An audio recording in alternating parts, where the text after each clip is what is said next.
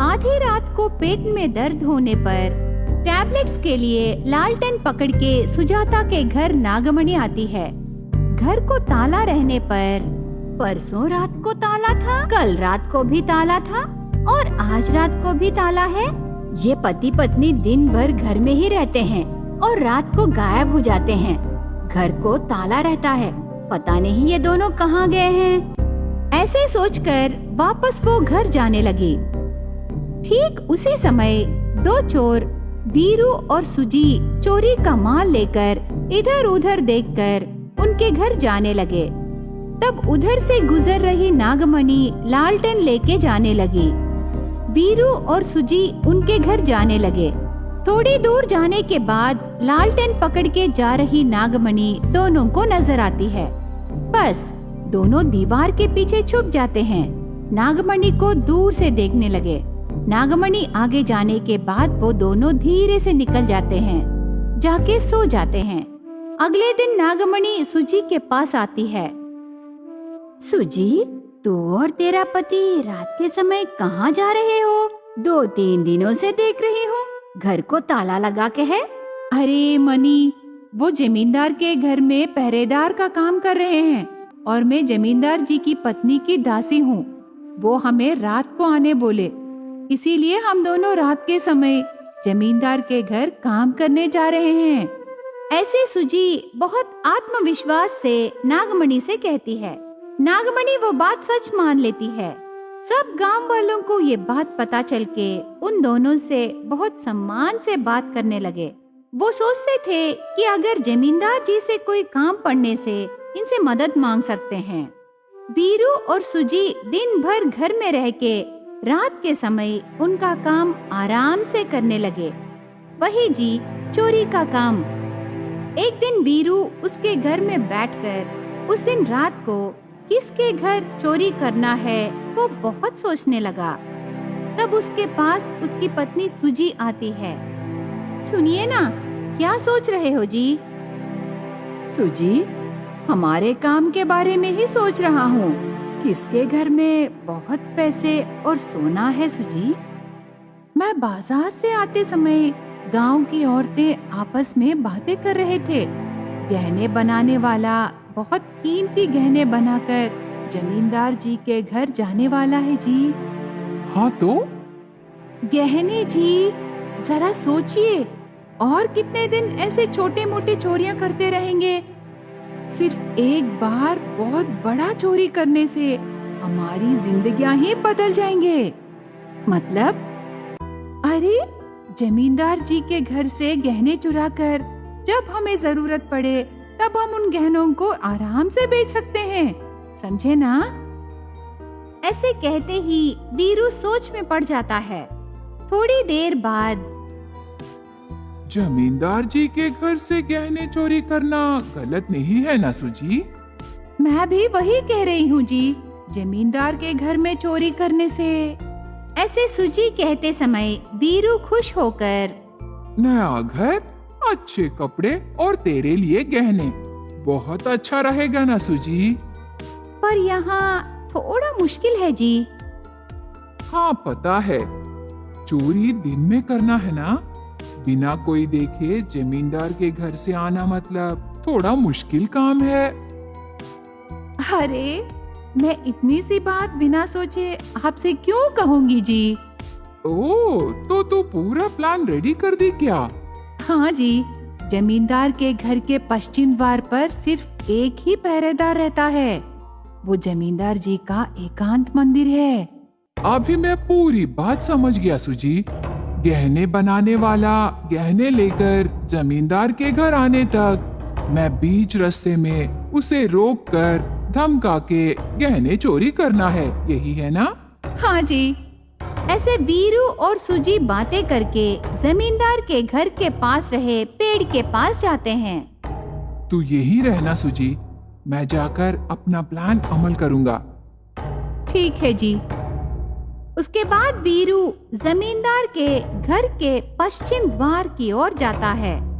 दूर रहे पेड़ के पीछे से सुजी वीरू को देखने लगी। वहाँ पहरा कर रहे शंकर वीरू को देखता है। हे, कौन हो तुम? यहाँ क्यों आए हो? साहब, वहाँ उस पेड़ के पीछे से कोई ठहर के जमींदार जी के घर की तरफ नजर रखने की कोशिश कर रहे हैं। जरा आप जाके देखिए ना। ये बात जमींदार को पता चलने से पता नहीं आपका और आपका परिवार का क्या होगा। बाप रे, मेरा काम ठीक से करना है। शंकर बिना सोचे वहाँ से सीधा पेड़ के पास जाकर इधर उधर देखने लगा। तब वीरू जमींदार के घर में घुस जाता है। सोने के गहने लाकर जमींदार के घर आए सांबा को चाकू से धमकाकर उसके पास रहे गहनों की थैली लेकर बाहर आ जाता है। ठीक उसी समय शंकर वहाँ आता है।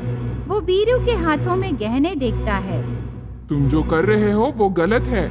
तुम अपनी गलती मान लेने से जमींदार जी से मैं बात करके तेरी सजा कम करवाऊंगा। तुम मुझे पकड़ नहीं सकते, समझे? ऐसे कह के वीरू वहाँ से भागने लगा।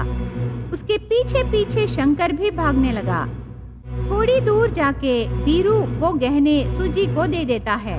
सूजी वो लेकर दूसरी तरफ भागने लगी। वीरू और एक तरफ जाने लगा। शंकर को कुछ समझ में नहीं आता।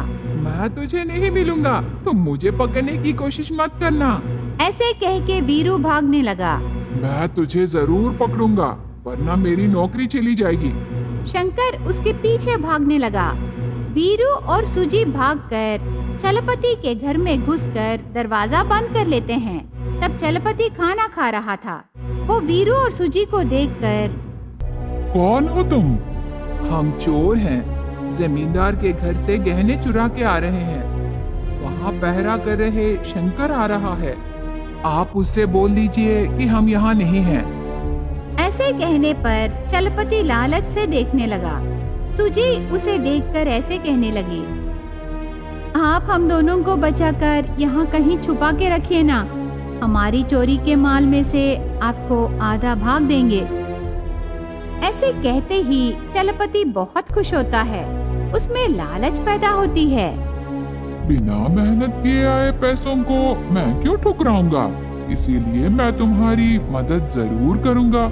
उस शंकर से झूठ बोल के मैं तुम्हें बचाऊंगा, पर तुम दोनों बिल्कुल बाहर मत आओ। मैं उसे अंदर आने नहीं दूंगा। कुछ न कुछ कह के उसे बाहर से ही भेज दूंगा। आप हमारी मदद करने से हम आपको आधा हिस्सा देंगे। आधा हिस्सा? चलपति बहुत खुश होकर वो झूम उठा। वो सोचता है कि गहने बेचने से बहुत पैसे मिलेंगे। इतने में शंकर चलपति के घर आता है। दरवाजा जोर से मारता है। लगता है शंकर आया है। चलपति दरवाजा खोल के बाहर आता है। वो जानबूझकर, शंकर, तुम बोलो क्या बात है? जमींदार के घर से गहने चोरी करके एक चोर इसी तरफ आया। क्या तुमने उसे देखा है? नहीं नहीं, मैं तो किसी को भी नहीं देखा, लेकिन कोई यहाँ से भाग के गया। शायद वो वही चोर है। ऐसे चलपति बहुत आसानी से झूठ बोल देता है। वो बात सच मानकर शंकर वहाँ से चला जाता है। तब चलपति घर के अंदर आता है। सूची और वीरू को देखकर, शंकर चला गया, वो फिर नहीं आएगा। अब तुम मेरा हिस्सा दे दो। जरूर देंगे। घर में और कोई नहीं है ना? ऐसे सूजी पूछने पर चलपति समझदारी से जवाब देने से बहुत अच्छा था, पर लालच से उसका दिमाग भेड़ियां चराने गई। यहाँ तो हम तीनों ही हैं। हमें भी वही चाहिए। वीरू एक कुर्सी लाता है। चलपति उसमें बैठता है। बस चलपति को रस्सी से बांधकर उसके मुंह में कपड़े घुसा देता है। चलपति के सामने ही उसके घर में रहे पैसे और गहने पूरे चुरा कर वहाँ से दोनों पति पत्नी भाग जाते हैं। थोड़ी देर बाद चलपति की पत्नी रत्ना घर आती है। वो रस्सी खोल देती है। पूरा विषय जानकर वो बहुत दुखी होने लगी। बेचारा चलपति उसके घर में हुई चोरी के बारे में जमींदार से कहने से चोर को बचाने पर जमींदार सजा देगा सोचकर वो अपने आप में उदास होने लगा। तब से चलपति बहुत संभाल के लालच पर न जाकर ईमानदारी से जीने लगा।